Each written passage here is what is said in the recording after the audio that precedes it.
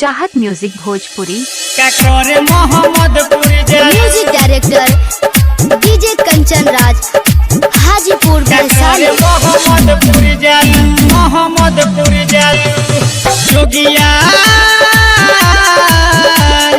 जोगियर के लइका सन के खालू क्या करे मोहम्मदपुरी जालू क्या करे मोहम्मदपुरी जालू मोहम्मदपुरी जालू सीधवलिया के मिले जस्ते रालू का करे मोहम्मदपुरी जालू का करे मोहम्मदपुरी जालू। नीम चौक चौसीमा वैशाली।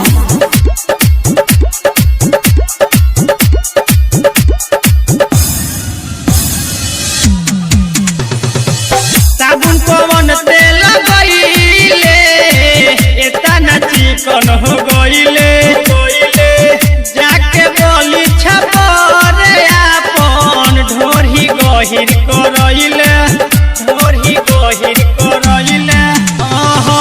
साबुन पवन तेल गईले एतना चिकन हो गईले जाके शाहपुर में आपन ढोरी गहिर करइले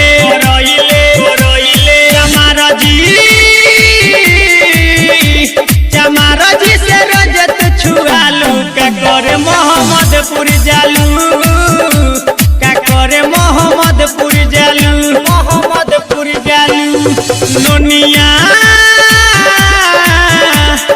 नोनिया के बुनिया तू खालू का करे मोहम्मदपुरी जालू का करे मोहम्मदपुरी जालू मोहम्मदपुरी जालू। नीम चौक चौसीमा वैशाली। क्या करे मोहम्मदपुरी जालू क्या करे मोहम्मदपुरी जालू मोहम्मदपुरी जालू। पहिले ते ऐसन काजरा पागल भइल बालो हिजरा अनिल चंदन चाहत सटल बालो तोरा पाजरा सटल बालो तोरा पाजरा। पहिले ते ऐसन काजरा पागल भइल बालो हिजरा अनिल चंदन चाहत सटल बालो तोरा पाजरा। संदीप राइटर के मेहर बुझालू का करे मोहम्मदपुरी जालू का करे मोहम्मदपुरी जालू मोहम्मदपुरी जालू।